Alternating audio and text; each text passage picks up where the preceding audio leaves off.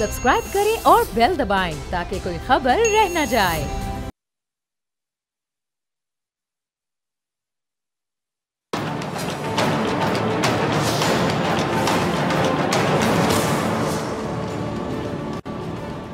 अस्सलामुअलैकुम, मैं हूं डॉक्टर फ़िज़ा ख़ान और मैं हूं पाकिस्तान। सबसे पहले तमाम देखने वालों को ईद की खुशियां बहुत मुबारक हो। वैसे इस ईद को कहते हैं छोटी ईद, लेकिन इसकी खुशी होती है मेरे ख्याल से बहुत बड़ी होती है, इतनी बड़ी अल्फाज में बयान नहीं की जा सकती। और सबसे ज़्यादा खुशी किसको होती है? बच्चों को। और मैं अपनी बात अगर आपको बताऊँ तो बचपन में मेरा जो ईदी मिशन था वो पहले से शुरू हो जाता था और सबका बचपन शायद ऐसा ही होता है। आखिरी रोज़ों में कपड़े और मेहंदी का जो इश्क है वो रातों को सोने नहीं देता था। ईदी अभी मिली नहीं होती थी और हमारा जो हिसाब किताब है ईद से पहले शुरू हो जाता था कि किस बड़े से कितनी ईदी निकलवानी है, और कुछ से बाकी ईदी निकलवानी पड़ती थी लड़ाई करके, बहस करके, और कई दफ़ा बहुत ज़्यादा ज़ोर ज़बरदस्ती से निकलवानी पड़ती थी। और कोई हंसी खुशी ईदी दे देता था कि लड़ाई की नौबत ही ना आए कि बच्चे लड़ें। लेकिन यकीन माने जो ईदी मिलने की खुशी पहले थी, बचपन में थी, वो फिर नहीं मिली। अब भी ईद आती है, अल्हम्दुलिल्लाह अच्छे से अच्छा जोड़ा पहनते हैं, अच्छे से अच्छा खाना खाते हैं, बड़ों से अब भी ईद मिल जाती है, लेकिन वो खुशी जो बचपन में थी शायद वो खुशी अब नहीं होती। शायद इसीलिए कहते हैं कि ईद होती ही बच्चों की है। हर किसी की जो ईद है उससे यादें जुड़ी होती हैं, खासतौर पर बचपन की ईद की अगर बात करें। इन्हीं यादों को आज हम शेयर करेंगे हमारे मेहमान के साथ। आज छोटी ईद पर साथ एक बड़े मेहमान हैं, पीपल्स पार्टी के सीनियर तरीन रहनुमा नवीद कमर साहब। बहुत शुक्रिया सर ज्वाइन करने के लिए। सही नवीद कमर साहब, मेरे ख्याल से आप एक सीरियस सी पर्सनालिटी हैं और माशाल्लाह मैं आपकी जितनी तारीफ़ करूं उतनी कम है कि बहुत कम सियासतदान होते हैं जिनकी मुखालिफ जो पार्टी वाले सियासतदान हैं वो भी तारीफ़ करते हैं। तो आपकी बहुत तारीफ़ मैंने सुनी मुखालिफ पार्टी में काम करने वालों से भी। आज हम आपके साथ ईद शो करने जा रहे हैं, गो कि आप सियासतदान हैं तो सारी बात है कहीं ना कहीं सीरियस डिस्कशन भी होती चली जाएगी। लेकिन अब नाजरीन के लिए बड़ा होगा कि नवीद कमर साहब से मैं बचपन की बातें भी पूछूंगी और एक लाइटर नोट पे गुफ्तगू भी होगी। तो आप उसके लिए तैयार हैं ना? मैं बड़े बड़े सवाल पूछूंगी लेकिन आपने सारा सच बताना है। सर सबसे पहले आपको मेरी जानिब से, हमारी टीम की जानिब से ईद की खुशियाँ बहुत मुबारक हों। तो बचपन की ईद आप भी याद करते हैं? सिर्फ मैं और मेरी टीम ही याद कर रहे हैं आज? बिस्मिल्लाहिर्रहमानिर्रहीम। पहले तो सबको, आपको भी और हमारे जो भी नाजरीन हैं सबको ईद मुबारक हो। आज का दिन होता है कि हम अपनी बाकी जो उलझने उनको बुला के कुछ अपने घर वालों के साथ, कुछ दोस्तों के साथ खुशी का दिन ये मनाते हैं। रमज़ान शरीफ का भी ख़त्म हुआ है तो उसका भी एक जो है सिलसिला चलता है। बचपन में जाहिर है जैसे आपने कहा ईद तो होती ही बच्चों के लिए है। ये सारी की सारी, मेरा ख्याल नहीं कि कोई भी ऐसा मुसलमान बच्चा नहीं होगा जो कि उसको ये याद ना हो कि वो कैसे कपड़े जो है वो नए नए कपड़े पहन के और घर से निकलते हैं। जब थोड़े से बड़े हो जाते हैं तो ईदगाह पे जाके नमाज पढ़ते हैं। मेरी तो बचपन सारा हैदराबाद में गुजरा, तो वहाँ की ईदगाह पे हम हर ईद पे अपने वालिदैन के साथ और बाकी भाई बहनों के साथ जाते थे। उसके बाद घर आके जो हमारे यहाँ तो वो मेन ख़ास चीज़ होती है वो है छुआरे दूध। अच्छा। मिला के वो तो सबसे ज़्यादा जो है उसको लुक फॉरवर्ड करते थे। और फिर ईदी को बस, क्योंकि ईदी से ही आपको, हालांकि आप फिर पैसे जो लेते हैं उसका आपको पता भी नहीं चलता कि कहाँ जाते हैं, लेकिन मेरा ये ज़रूर होता है पैसे देने की। अच्छा सर, हर उम्र की अपनी ग्रेस होती है, जैसे कि ज़ाहिर बात है जो एक बचपन है उसकी अपनी यादें होती हैं कि कोई टेंशन नहीं है, पेट्रोल महंगा हो गया क्या होगा, कोई बात नहीं, अम्मा अब्बा ने गाड़ी में पेट्रोल भरवाना है, और कोई भी चीज़ महंगी हो रही तो कोई बात नहीं, हमें तो टेबल पे मिल जाएगी। बड़ों की सर दर्द है, ये वालिद की सर दर्द है, वालिदा की सर दर्द है। फिर बड़े होने के बाद ये तमाम जो मुश्किलात हैं या जो परेशानियाँ हैं फिर आपको घेरे में ले लेती हैं, फिर पता चलता है कि बड़ा होना कितना मुश्किल है। लेकिन बड़े होके जो एक इस उम्र की ग्रेस होती है कि पहले हम ईदी लेते थे, अब देनी पड़ती है, तो उसको आप इंजॉय करते हैं? नहीं, जाहिर है बच्चों को खुश देख के तो हर एक जो है खुश होता है। ये इसी की खुशी होती है कि आप ईदी इसलिए देते हैं कि बच्चा जो है वो लेके वो खुश भी हो, आपको मुस्कुरा के शुक्रिया भी कहे और प्यार भी करें। ये दिन इसीलिए जो है खास होते हैं। ठीक है। अच्छा, फैमिली में सर, आपकी फैमिली में कौन कौन है? क्योंकि अमूमन जब हम टॉक शोज करते हैं, प्रोग्राम्स करते हैं, रूटीन शोज, उसमें इस तरह की गुफ्तगू नहीं होती है और बहुत से लोगों के रोल मॉडल्स होते हैं सियासतदान। बहुत से लोग जानना चाहते हैं कि नवीद कमर साहब जो बेगम को शॉपिंग करवाने खुद कभी लेकर गए, या जिस तरह एक टिपिकल हमारे यहाँ शौहर हजरात कहते हैं कि जी ये पैसे पकड़े और जाके खुद शॉपिंग कर लें, मैं दुकानों में नहीं फिर सकता आपके साथ। नहीं, ये तकरीबन कई दहाइयों तक तो ये सिलसिला होता था कि बाजारों में भी जाते थे। अच्छा, नवीद कमर साहब खुद लेकर जाते थे बेगम साहिबा को बाजारों में भी कि आप शॉपिंग करें, मैं साथ हूँ? अब नहीं होता। अच्छा अच्छा। क्योंकि अब थोड़ी सी दुनिया भी बदल रही है। एग्जैक्टली, हाँ। और सबके जो है वो मसरूफियत भी बदल गए। तो नहीं, बाकी फैमिली में मेरे माशाल्लाह एक बेटा और 3 बेटियां हैं और 3 उनमें से उनके भी बच्चे हैं, तो वो सारे इकट्ठे होते हैं और उनके साथ बैठ के हम ईद मनाते हैं। ठीक है। और वो कहते हैं ना कि वो बच्चों के जो बच्चे होते हैं वो बच्चों से भी ज्यादा प्यारे होते हैं, तो आप उस एक्सपीरियंस को कैसे एंजॉय कर रहे हैं? जी बिल्कुल। मैं उन्हीं की बात कर रहा था जब हम ईद की भी बात कर रहे थे। ठीक है, चलिए, वो ज्यादा लाड प्यार ले लेते हैं। ठीक है, हाँ। जिसकी शादी हो गई वो तो जिसको अथवा है। ठीक है।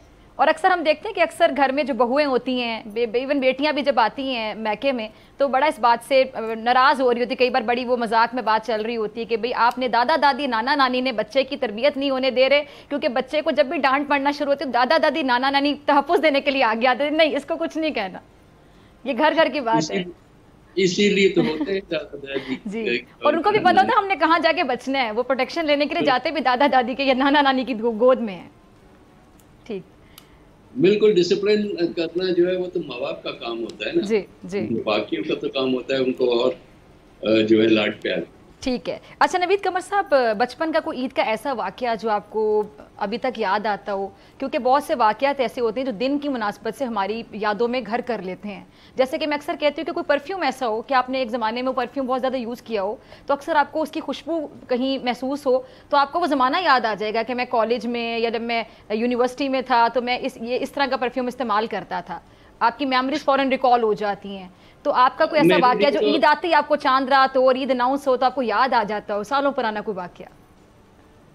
अब मैं क्योंकि 18 साल की उम्र में मुल्क से बाहर चला गया था, यूनिवर्सिटी में, पहले इंग्लैंड में, फिर यूएसए में। अच्छा। तो वो वाली ईदें जो हैं वो याद इस लिहाज से रहती है कि उसमें आप सबको, अपने घर वालों को, सबको जो है बहुत ज़्यादा मिस करते, और इस लिहाज से वो इतनी पॉजिटिव नहीं होती। जब मैं वापस आया उसके बाद जो ईदें हैं वो तो आते ही तकरीबन सियासत में चला गया, फिर तो हर ईद जो है वो ऐसी ईद होती है, आपको लोगों से मिलना भी पड़ता है, लोगों के साथ जो है वक्त भी गुजारना पड़ता है। तो मेरा ख्याल है कि बेहतरीन ईदें तो वही हैं जो अपने बचपन की थी, उसके बाद की नहीं। अच्छा, सियासत में जाने का सर ख्याल कब आया, इरादा कब हुआ? ये आप अचानक से लगा या कोई इंस्पिरेशन थे जिनको आप आइडियलाइज करते थे कि मैंने अगर नाम बनाना तो सियासत में बना रहा, मैंने इन जैसा बनना? नहीं, ये तो खैर बचपन में, क्योंकि एक सियासी घराने से मेरा भी ताल्लुक है। मेरे नाना जो थे वो सिंध असेंबली के पहले मुसलमान स्पीकर थे, वो काफ़ी अर्से रहे, फिर मिनिस्टर रहे। मेरे वालिद भी सियासत में थे, पहले सेनेटर जो पाकिस्तान की बनी उसके रुकन भी रहे।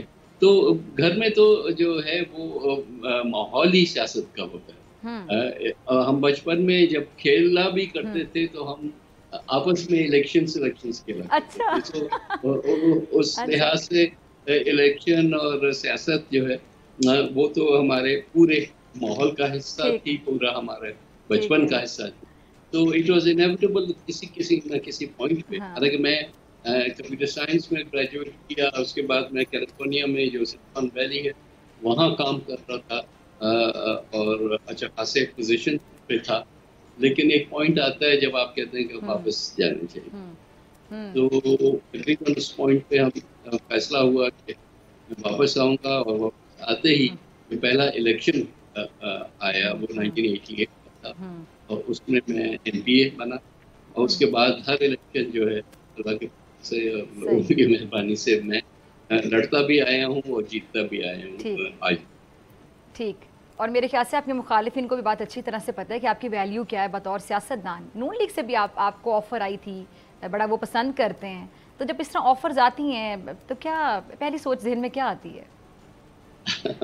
नहीं, ऑफर्स तो खैर नहीं, ये लोगों की मेहरबानी है कि वो अप्रिशिएट करते हैं, लेकिन मेरा सारी सियासत और कमिटमेंट जो है वो पाकिस्तान पीपल्स पार्टी के साथ पहले दिन से रही है। अभी मैं यहाँ एक्टिव सियासत में नहीं था तब से रही है और आज दिन तक है। तो अच्छा, ये बात यानी गलत है? नून लीग की ख्वाहिश नहीं थी कि नवीद कमर साहब हमारे साथ हों? ये नून लीग की ख्वाहिश नहीं थी क्या? नहीं, ख्वाहिश तो है, ठीक है, अभी भी है। आपने कहा ख्वाहिश अभी भी है। फ्लोर ऑफ द हाउस पे ये बातें कही जी जी एग्जैक्टली, मैं इसीलिए पूछ रही थी आपसे। किसी और पार्टी के साथ जा नहीं सकते, दिल नहीं करते। चलेंगे, भी बड़ी ग्रेसफुल बात आपने की, इंतहाई खूबसूरती के साथ आपने ये बात की। अभी सर आपने कहा बचपन में भी आप इलेक्शन खेलते थे, बचपन में भी आपको पॉलिटिशियन बनने का शौक था क्योंकि सियासी घराना था, तो आप इलेक्शन खेलते थे। बचपन में कुछ लोग डॉक्टर मरीज भी बड़ा खेलते हैं, डॉक्टर पेशेंट, और अक्सर चोर सिपाही भी खेलते हैं। तो अब हमने देखा सियासत में ट्रेंड आ गया है कि हर दूसरा दूसरे को चोर और डाकू कह रहा होता है और सामने वाले को चोर डाकू कहना जरूरी बन गया है, कि बड़ा एक लम्हा फिक्री है। इसे कैसे देखते हैं आप? नहीं, देखें, ये वक्त के साथ और माशाल्लाह के साथ हुआ ये है कि सियासत को बहुत गंदा एक इमेज दिया गया। उसमें कुछ हमारे सियासतदानों का भी वो है, लेकिन एक सोच समझी मूवमेंट के तहत सियासत को और सियासतदानों को सोसाइटी के जो है फायदे के नहीं नुकसान के लोग जो है वो पोर्ट्रे किया गया है। चाहे आप देखेंगे सियासतदान ही मुल्क को लीड करते हैं कि मोहम्मद अली जिन्ना सियासतदान था तो क्या उसने मुल्क को खराब किया, या जुल्फ़िकार अली भुट्टो ने मुल्क को आइन दिया और एटमी प्रोग्राम दिया तो क्या उसने मुल्क को खराब किया, या और जो सियासतदान है कई ने अपना अपना रोल जो है प्ले किया, अपनी जानें भी दी हैं मुल्क के लिए। लेकिन जब ओवरऑल उसमें कॉन्टेक्स्ट में देखते हैं तो विद टाइम, और वो साजिश इसलिए भी है कि अगर मार्शल लॉज मुल्क में आने हैं तो आपने किसी को तो खराब करके दिखाना है ताकि वो खुद बेहतर नजर आए। लेकिन जब वो छोड़ के जाते हैं तो फिर पता चलता है कि मुल्क को कितना तबाह करके। अच्छा सर, आप चूँकि पीपल्स पार्टी के साथ बहुत देर से हैं, तो भुट्टो साहब की कोई बात जो आपको बहुत अच्छी लगती हो, जिसने आपको बहुत इंस्पायर किया हो आज ईद के मौके पे, जो भुट्टो साहब के चाहने वाले हैं जो ये प्रोग्राम देख रहे हैं, क्योंकि आप लोगों की सारी बातें ज़ाती तजुर्बात होते हैं। जैसे अगर मैं बेनज़ीर भुट्टो साहिबा, one of my most favourite politicians, अगर मैं उनकी बात करना चाहूँ जिनको ये एजाज़ हासिल था कि सिर्फ पाकिस्तान नहीं बल्कि जितने भी मुस्लिम ममालिक हैं दुनिया में, उनकी पहली खातून मुस्लिम वज़ीर आज़म मुंतखब हुई थी। ये उनके लिए बहुत बड़ी एक मतलब हमारे लिए भी बहुत बड़ा क्रेडिट है, हमारे मुल्क को ये शर्फ हासिल है। तो सर आपका कोई एक्सपीरियंस ऐसा जो आप शेयर करना चाहें बेनज़ीर साहिबा की पर्सनैलिटी के हवाले से, उनके चाहने वाले प्रोग्राम देख रहे हैं?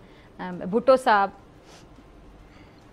भुट्टो साहब से वाकफियत यूं थी कि मेरे वालिद की उनसे बहुत ज़्यादा एफिनिटी थी जब वो अभी अयूब खान कैबिनेट में पहले वजीर थे, पेट्रोलियम के, उसके बाद वजीर खारिजा बने, और वो अक्सर पेशतर हमारे घर आया करते थे। उनसे जाहिर है कि उस स्टेज पे इस किस्म के लीडर की बातें सुनना बहुत। और आपकी जब पहली बार उनसे मुलाकात हुई थी, जब आपके घर आए, तो तब आपकी क्या उम्र थी? आपको याद है मुलाकात? उस वक्त ये मेरा ख्याल है कि कोई 62-63 की बात है, तो मेरा कोई 7-8 साल की बात।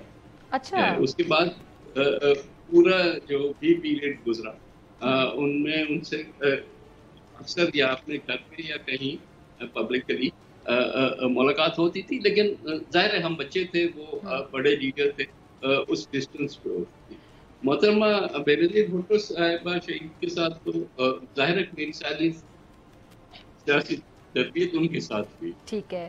तो उनके साथ वक्त भी गुजारा। उनके मैं एक वक्त में शुरू में तो उनके स्टाफ में भी था, फिर जब इलेक्शंस हो गए तो उनके MPA, फिर MNA, वजीर। अच्छा, मोहतरमा बेनज़ीर भुट्टो साहिबा के साथ जितने भी तमाम लोग हैं जिन्होंने उनके साथ काम किया, कभी कोई ईद गुजारने का मौका मिला कि ईद कैसे मनाती थी बीबी? कोई अगर आप वाकया शेयर करना चाहें। बीबी ज़ाहिर है एक हद तक तो खैर उनका एक बहुत बड़ा मकाम है, लेकिन दूसरी साइड तो काफ़ी सिंपल होती थी एज अ पर्सन। और ये मेरे ख्याल से उनकी खूबसूरती थी। जो है वो ईद भी उसी तरह से मनाती थी कि सादगी हो, और लोग जो हैं पब्लिक इखलाकात करीब जो हैं, जो उनके फॉलोअर्स हैं, उनसे क्योंकि प्यार करती थी, वो उनके साथ चाहती थी कि वक्त जो है गुजारा जाए। तो आप अक्सर देखते थे कि चाहे वो प्राइम मिनिस्टर थी, चाहे वो नज़ीरों में थी, लोग जो है हर किस्म के लोग उनके पास जो है वो मौजूद होते थे, और जाहिर है कि उनसे प्यार भी करते थे। ठीक है जी। तो उनकी तो एक पर्सनैलिटी और किस्म की जिसमें न सिर्फ वो खुद रहती थी, लेकिन उन्होंने अपनी बच्चों की भी परवरिश जो है उसी लिहाज से की। ठीक है, चलें, मुझे ब्रेक का काजर है, आप हमारे साथ ही हैं जी। नाज़रीन, आपसे मुलाकात होगी शॉर्ट ब्रेक के बाद।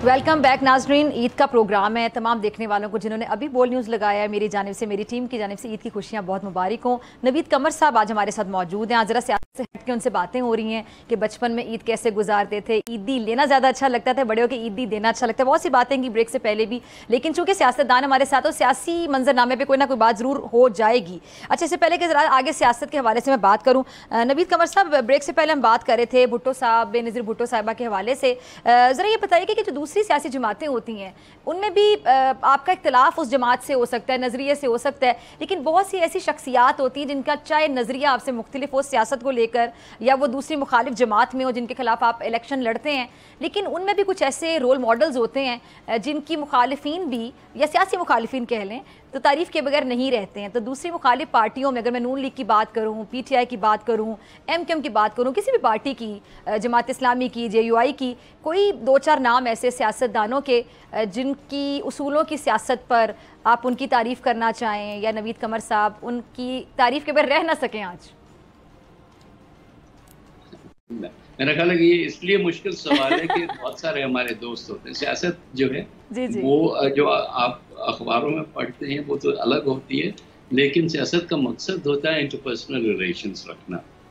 आप पार्लियामेंट में भी जो खासकर जो अपोजिशन होती है, चाहे कोई भी जमात हो, PTI हो या उससे पहले मुस्लिम लीग, या तो उनसे आप एक रिलेशनशिप रखते हैं, क्योंकि आपने अगर लेजिस्लेशन करनी है या आपने और कोई चीज़ पार्लियामेंट से करानी होती है, और उसमें आपकी दोस्तियां बन जाती हैं। खासकर अगर इतना अरसा पार्लियामेंट में हो जाए कि आप साल से उन्हीं लोगों को न सिर्फ मिल रहे हैं, उनके साथ सोशलाइज कर रहे हैं, तो बहुत दोस्तियां होती हैं। अक्सर जो हमारे स्पीकर्स होते हैं, मेरी बाय एंड लार्ज जितने भी स्पीकर्स रहे हैं उनसे बहुत अच्छी रिलेशनशिप रही है। अज़ाज सादिक हैं इस वक्त, या असद कैसर उससे पहले थे, या असद कैसर साहब से भी आपकी अच्छी दोस्ती रही है, आप ये कह रहे हैं? क्योंकि और रियाज सादिक साहब से भी इंटरेक्शन बहुत ज्यादा होता है, और उस लिहाज से वो जो है आपको, आप भी उनके साथ अब जो है चीज़ों को मिलके करते हैं, और वो भी। अच्छा, जैसे अब आपने असद कैसर साहब का नाम ले लिया तो मुझसे सवाल पूछे बगैर रहा नहीं जा रहा, गो कि ईद का मौका है, लेकिन मैंने कहा सियासत से रिलेटेड कोई ना कोई बात ज़रूर हो जाएगी। अभी जैसे असद कैसर साहब ने ये बयान दिया था, उन्होंने कि जी जो KPK के वज़ीर आला गंडापुर साहब, उनको विफाक से थोड़ा दूर रहना चाहिए, फिर उस पर बड़ी तनकीद हुई थी। फिर बाद में मेरे प्रोग्राम्स में भी जितने इनकी पार्टी के लोग आते रहे तो मैंने पूछा, उन्होंने कहा जी तस्वीर नहीं खिंचवानी चाहिए थी, मोहसिन नकवी साहब के साथ तस्वीर नहीं खिंचवानी चाहिए थी।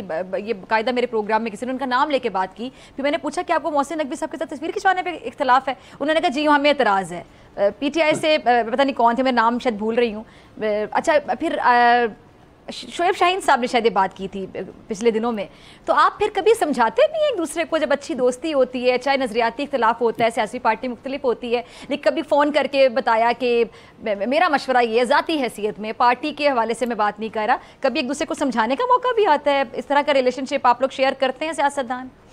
नहीं, ज़ाहिर है कि हम कोशिश यही करते हैं जी कि जी अपना सिंसियर जो मौक़िफ़ है, जी जी वो किसी से ख़ासकर अगर पर्सनल लेवल पे दोस्ती हो, तो आप उनको सिंसियर अपना ओपिनियन देते हैं। देते हैं अगर ये वो ओपिनियन। उसमें तनकीद भी शामिल हो, तो वो भी होती है क्योंकि वो अगला भी ये समझता है कि ये सही हम्म नीयत के साथ हम्म जो है हम्म वो कहा जा रहा है। हम्म ज़ाहिर है कि हम नहीं एग्री करते ना कि अगर आप अपोज़िशन है तो आप किसी फेडरल गवर्नमेंट के साथ नहीं बात करेंगे, ठीक है। ये नहीं है। ये लाइन जो है उससे ओवर हाँ। पीरियड ऑफ टाइम आपने देखा कि पीटीआई को नुकसान ही हुआ है, फ़ायदा नहीं हुआ। ठीक है। लेकिन ठीक है, वो इस वक़्त के मौजूदा हालात के मुताबिक वो शायद उनको सूट कर रहा हो, लेकिन लॉन्ग टर्म में उन्होंने भी अपनी जो हम्म ठीक है। कहना चाहिए कि जो नेटवर्क है उसको बढ़ानी चाहिए, ठीक उसको है। महदूद नहीं करना चाहिए ठीक है क्योंकि जी। आप सियासत में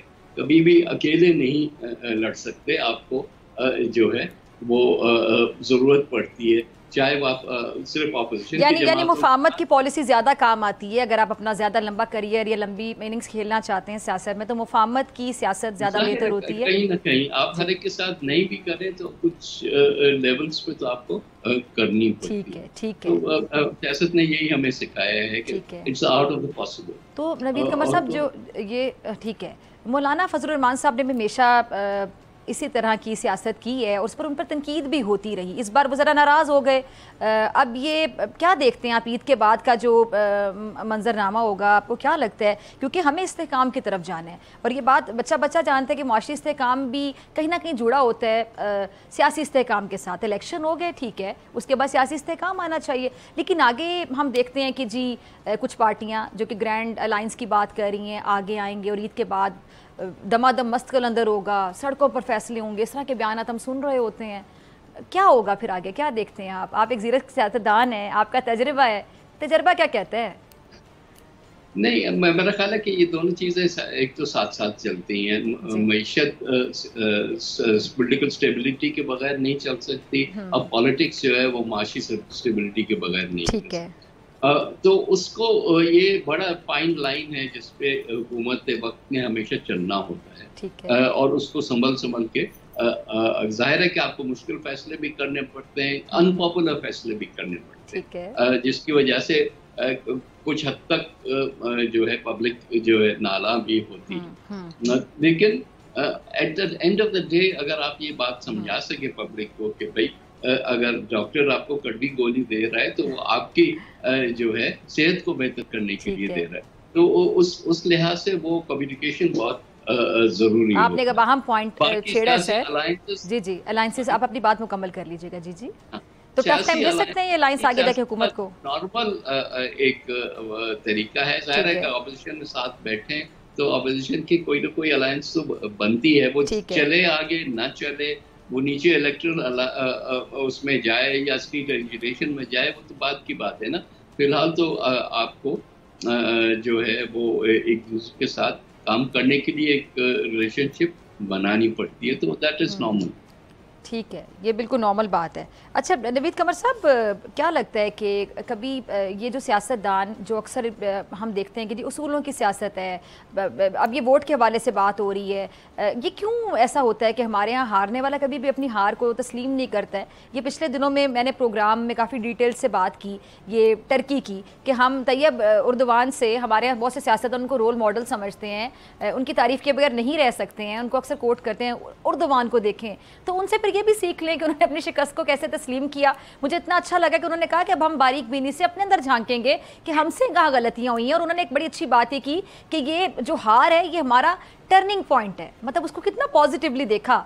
हमारे यहाँ सियासतदान इसको ऐसे कब देखना शुरू करेंगे? बस हम किसी से इंस्पायर हो सकते हैं, इम्प्रेस हो सकते हैं बातों की हद तक, अमली तौर पर नहीं। मेरा ख्याल है कि पाकिस्तान और टर्की को उस लिहाज से कंपेयर नहीं कर सकते कि पाकिस्तान में जो सबसे बड़ा जो शिकायत आती है वो है आउटसाइड इंटरफेरेंस की। ठीक। अगर लोग अच्छा। आपको रिजेक्ट करते हैं तो आपको सर आंखों पे इस सारी चीज को फौरी तौर पे तस्लीम करना चाहिए और अगले को मुबारक देनी चाहिए। सही। लेकिन आपका अगर ये ख्याल हो कि ये एक्चुअली मेरी जीत को हार में तब्दील किया गया है, तो फिर तो आप किस दिल से किसी और को मुबारकबाद दें। तो ये जब तक कि हम सियासत तक जो है महदूद नहीं करेंगे, तब तक ये सिलसिला जारी रहेगा। 2018 में भी शिकायतें थी, 24 में भी रही, उससे पहले भी रही है। बल्कि मुझे याद है 18 में तो सबसे पहले इलेक्शन के बताए जा रहे थे, तो आपकी पार्टी के कुछ बड़े चेहरों ने प्रेस कॉन्फ्रेंस की थी सबसे पहले और कहा था कि ये वोट के हवाले से, इलेक्शन के हवाले से तहफ़्फ़ुज़ात का इजहार किया था। ये मैं बात कर रहा हूँ ना, तहफ़्फ़ुज़ात अगर आपको नज़र आ रहा हो कि ये इंटरफेरेंस हुई है, तो फिर आप उस पर शिकायत तो करेंगे। जो शिकायत करने वाले पे गिला ना करें ना, कि जिसकी शिकायत हो रही है उसको जरा एनालिसिस करके देखें कि ये क्यों इस तरह से हो। ठीक है। तो हमें जो है वो असली जमहूरियत की तरफ चलना चाहिए। हमें पसंद आए ना आए जो रिजल्ट आएगा, अगर लोग कोई फैसला करते हैं तो लोगों के फैसले को कबूल करना चाहिए। ठीक है जी, चलें ज़रा दोबारा अब ईद की तरफ आ जाते हैं। ईद के हवाले से कुछ ऐसी बातें जो हम आपसे रूटीन प्रोग्राम्स में नहीं पूछ सकते हैं। तो नवीद कमर साहब सिर्फ सियासत करते हैं या कोई अदब से दिलचस्पी भी है, किताबें भी पढ़ते हैं, आर्ट से कोई लगाव है आपको, मौसीकी से अगर मैं म्यूज़िक की बात करूँ, गाने वाने सुनते हैं या गज़ल बहुत से लोगों को पसंद होती है?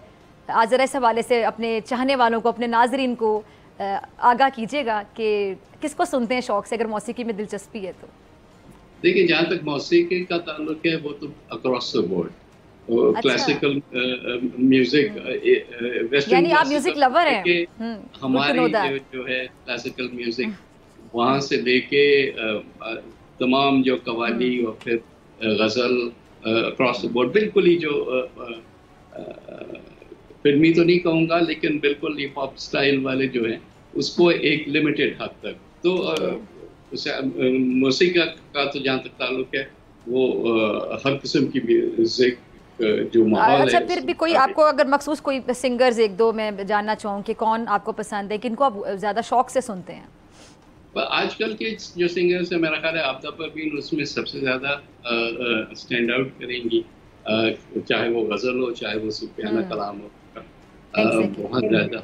लेकिन और पुराने सिंगर्स की अगर मैं बात करूँ, मेहदी हसन का काफ़ी मतलब जब बड़े हो रहे थे तो उनका अच्छा खासा जादू था, जो कि हम कम से कम जो हमारा ग्रोइंग अप पीरियड है उसमें मैडम नूरजहां, मलका तरन्नुम, उनको भी बहुत सुनते हैं। सारे के सारे जब आप म्यूजिक को अप्रिशिएट करते हैं तो आप जैसे टैलेंट की कोई सरहद नहीं होती, आर्ट की कोई सरहद नहीं होती, मैं ये मानती हूँ। तो सरहद पार जो हमारे रिवायती हरीफ हैं भारत, उनका टैलेंट भी यहाँ पे अक्सर देखा जाता है और हमारा टैलेंट भी सारी बातें वहाँ देखा जाता है। हमारे जो पाकिस्तानी ड्रामे हैं, सुना है कि वहाँ पर जो हमारी ड्रामा इंडस्ट्री से हमारे पुराने जो आर्टिस्ट थे, उनके बड़े बड़े जो नामवर फिल्म स्टार्स है, दिलीप कुमार साहब की अगर मैं बात करूँ या बड़े बड़े नाम, वो बड़ी तारीफ़ करते रहे। जैसा मोइन अख्तर साहब, उनकी वहाँ बड़ी तारीफ़ होती रही। और नाजिया हसन हमारी एक पॉप सिंगर थी, बहुत नाम उन्होंने रोशन किया छोटी उम्र में ही पाकिस्तान का, उनको भारत में बहुत ज़्यादा पसंद किया जाता रहा। आतिफ असलम साहब ने वहाँ बड़े उनकी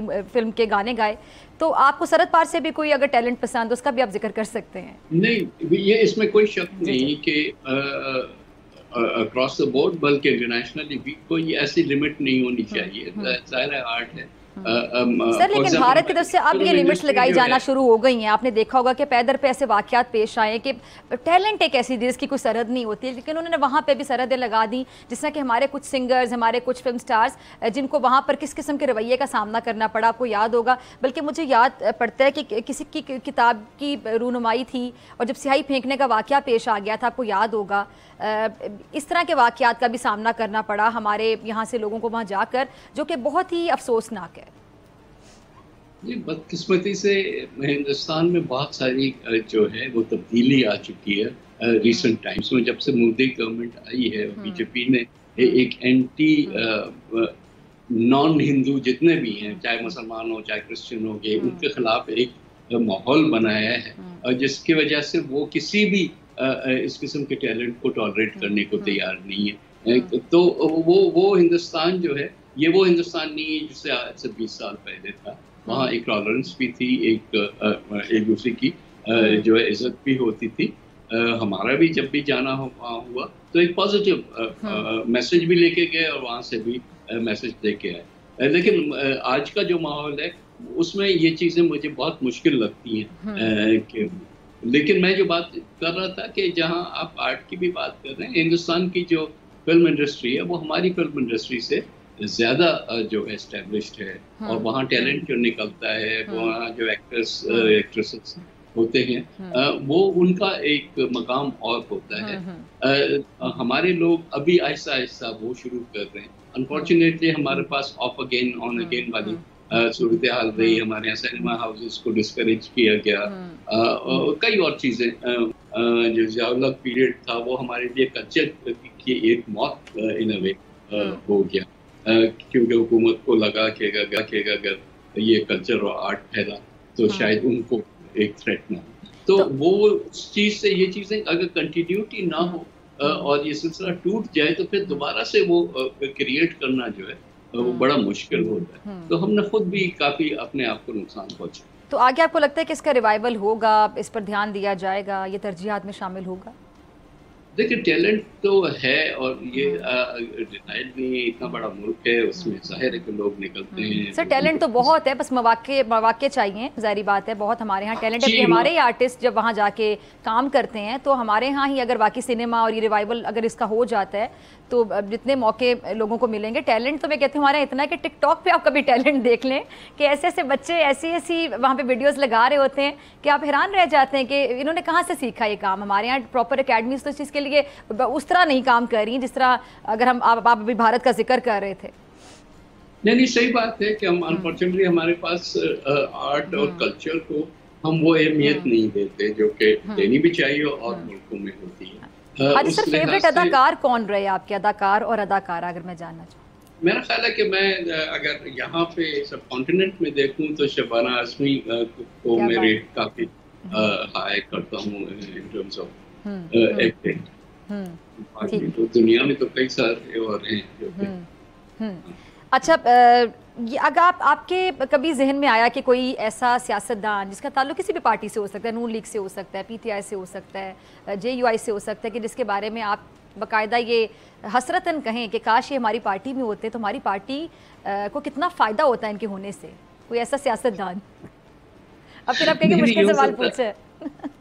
तमाम वो लोग जो कि जाहिर है कि जेन्युइन पब्लिक एक सपोर्ट रखते हैं, ख्वाहिश तो यही होती है कि आज देखिए कौन सा नाम निकलता है।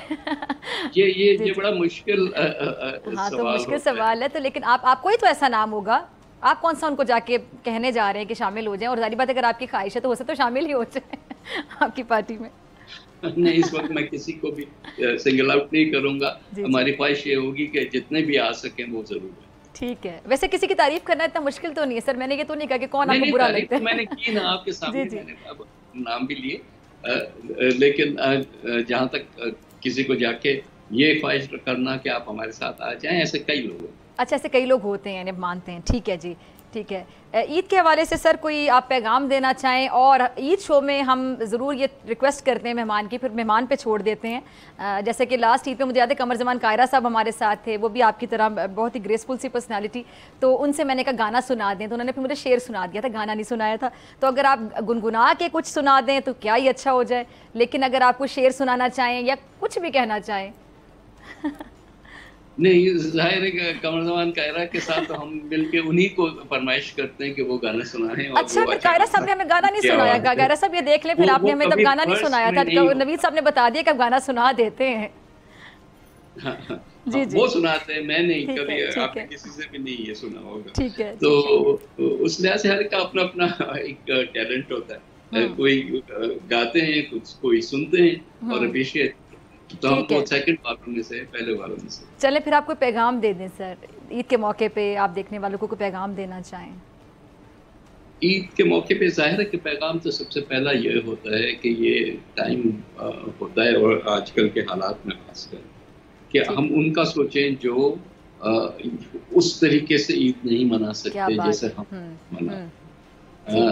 तो जितना भी आप उसमें अपने आप से निकल के बाहर जो है वो ये खुशी बांटेंगे। बहुत प्यारी बात।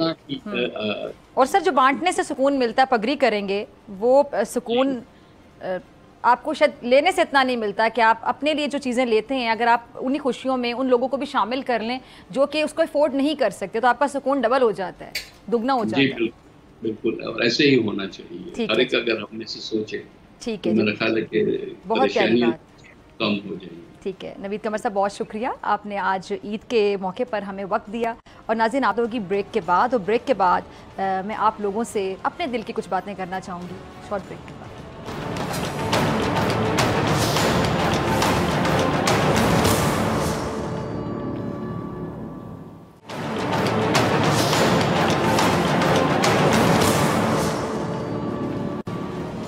वेलकम बैक नाज़रीन। ब्रेक से पहले नवीद कमर साहब हमारे साथ मौजूद थे और ईद उल फितर के हवाले से हमने खुसूसी गुफ्तगू की। जैसे कि आपको पता है ईद खुशियों का त्यौहार है और पूरी दुनिया में मुसलमान इसे बड़े जोशो खरोश से अपने अपने अंदाज से मनाते हैं। जैसे कि मैंने पहले भी कहा कि ईद जो है उसको हम छोटी ईद इसलिए कहते हैं और बहुत से लोग मीठी ईद भी कहते हैं। हर जगह, हर इलाके, हर मुल्क की अपनी रिवायात हैं ईद को लेके। ख़ासतौर पर खाने की बात करें, हमारे यहाँ मीठी सेवइयों से आगाज़ होता है, मज़े मज़े के खाने पकते हैं, लोग सैर व तफरी के लिए जाते हैं, अपने रिश्तेदारों के घर जाते हैं। अच्छा, कुछ दिन ऐसे होते हैं कि भाई आप किसी की दावत करते हैं और फिर कुछ दिन ऐसे होते हैं कि दूसरा तीसरा दिन के आप दावत पर जाते हैं मेहमान बन के।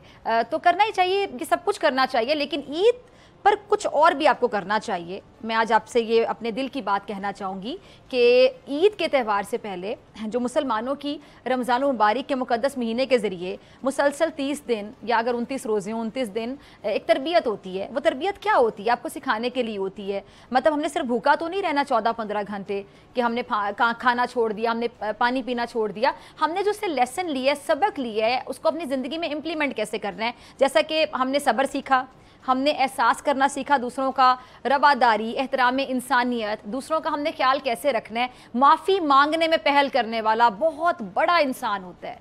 हम माफ़ी मांगने में पहल क्यों नहीं करते हैं? हम ये क्यों चाहते हैं कि सामने वाला ही घुटनों के बल झुके और हमसे माफ़ी मांगे? हम क्यों खुद को इतना बड़ा समझना चाहते हैं? और अक्सर मैं बात करती हूँ कि कुछ लोग होते हैं जो दूसरे को नीचा दिखाने के लिए अक्सर महफिल में बैठ के तंज करते हैं, अक्सर महफिल में बैठ के एक दूसरे को तमस्खुर का निशाना बनाते हैं। खुद की बड़ाई बयान करने के लिए, खुद को बड़ा बताने के लिए क्या सामने वाले को छोटा कहना या उसको एहसास दिलाना कि तुम छोटे हो और तुम छोटे हो तो फिर मैं बड़ा हूँ, क्या ये ज़रूरी होता है? मेरे ख्याल से बड़ा वो होता है जो दूसरे को उठाता है अपने साथ। मैंने बहुत से लोगों को ऐसे देखा कि शायद अब आप इस बात की गहराई को समझ सकें जो मैं कहना चाह रही हूँ। और मुझे भी शायद इस बात को मैं ऐसे कहना चाहूँगी कि मैं जिस नीयत के साथ आपसे बात करना चाहती हूँ कि अगर आप में से कोई भी इस बात को सीखे, अपनी ज़िंदगी में इम्प्लीमेंट करे, तो मुझे लगेगा कि मैंने इस प्रोग्राम का हक़ अदा कर दिया। हम अक्सर देखते हैं कि महफिल में बहुत से लोग बैठे होते हैं।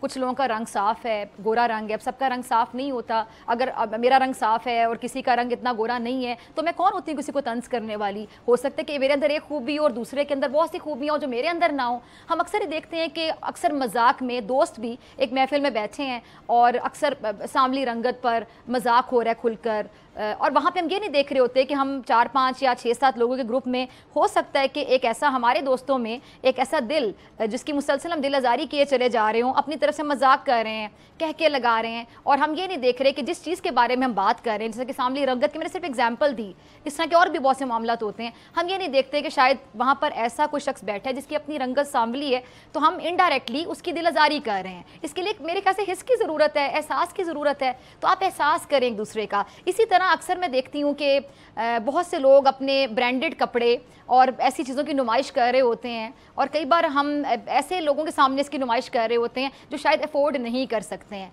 तो अगर आप उनकी हेल्प नहीं कर सकते या कुछ अपने हिस्से में से अगर आप किसी के लिए भी हिस्सा निकाल दें तो आप अल्लाह को भी राज़ी कर लें। मेरे ख्याल से अपने दिल को भी बड़ा मुतमईन कर लेता है इंसान, बड़ा सुकून मिलता है किसी की मदद करके। अगर आप ऐसा नहीं कर सकते तो मेरे ख्याल से बतौर इंसान आप अपनी जो नेमतें हैं या जो आप चीज़ें अफोर्ड कर सकते हैं तो आप उनके सामने उन चीज़ों का जिक्र ना करें ताकि उनको ज़्यादा महसूस ना हो। और इसी तरह जो आपका खाना है उसको शेयर करें। अगर आपके साथ आपके ड्राइवर्स हैं या आपके हाँ जो लोग काम करते हैं तो आप उनके साथ बराबरी की सतह पे सलूक करें। फॉर एग्जांपल अगर आप अपने लिए पिज़्ज़ा ऑर्डर करते हैं तो आपके घर जो बच्चों के साथ, वैसे मैं इसके बड़े खिलाफ हूँ कि बच्चों से जो काम लिया जाता है, बल्कि वालिदैन को भी सख्ती से बताएं कि आपका बच्चा बहुत छोटे चाइल्ड लेबर में आता है, आप इसे काम ना करवाएं। लेकिन अक्सर ये होता है कि बहुत से लोग इस बात पर, उनके जो वालिदैन आप उनको समझा सकते हैं, लेकिन वो कहते नहीं हमारी मजबूरी है, हमारे जो 3-4 बच्चे हैं, वालिद बीमार है और मैं और मेरे बच्चे मिलकर तो 12-12, 13-13 साल की बच्चियां काम करती हैं।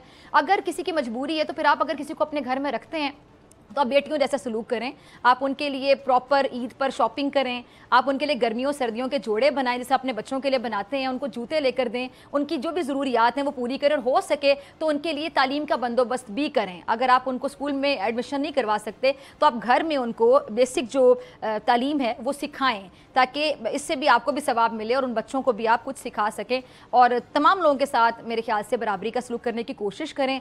ईद आती है, हमें जो तरबियत देती है, अगर हमने रमज़ान से ये प्रैक्टिस नहीं की, और मैं ये कुछ किताबें पढ़ती हूँ जिसमें कुछ नफ्सियात से रिलेटेड किताबें पढ़ने का मौका मिला, तो ये बाकायदा ये नफ्सियात ये कहती है कि कोई भी काम अगर आप बड़ी कंसिस्टेंसी के साथ 21 दिन लगातार करते हैं तो वो आपकी आदत बन जाता है 22वें दिन। फॉर एग्जांपल, अगर आप सर्दियों में चाह रहे हैं कि मैं जी सर्दियों में सुबह उठ के जॉगिंग करूंगा, तो आप फजर की नमाज़ पढ़ने के बाद अक्सर सो जाते हैं कि भाई सर्दी है, और आप कंबल में दोबारा चले जाते हैं कि मैं बाहर नहीं जा सकता पार्क में, लेकिन आपने 21 दिन लगातार अपने जहन से लड़ना है, आपने अपने दिमाग से लड़ना है, और आपने कहना है कि नहीं मैं ये करूँगा। 21 दिन अगर आप लगातार वो काम करते हैं तो 22वें दिन ऑटोमेटिकली आपकी हैबिट बन जाती है, और वो हैबिट जब आपकी एक सेकंड हैबिट बन गई तो वह काम आप खुद ब खुद करना शुरू हो जाएंगे, बल्कि उस काम के बगैर आपको मज़ा नहीं आएगा।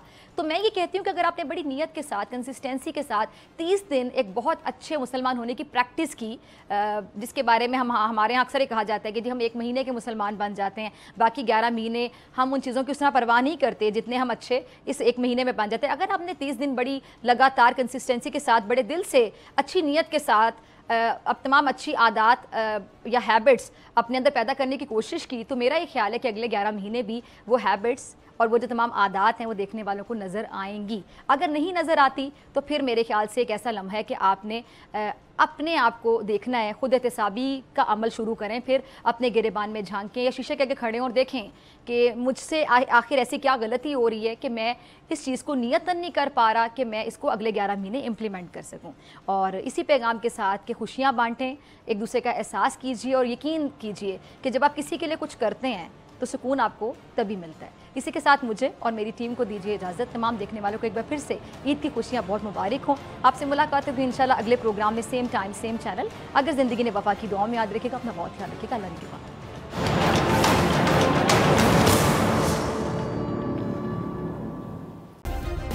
सब्सक्राइब करें और बेल दबाएं ताकि कोई खबर रह न जाए।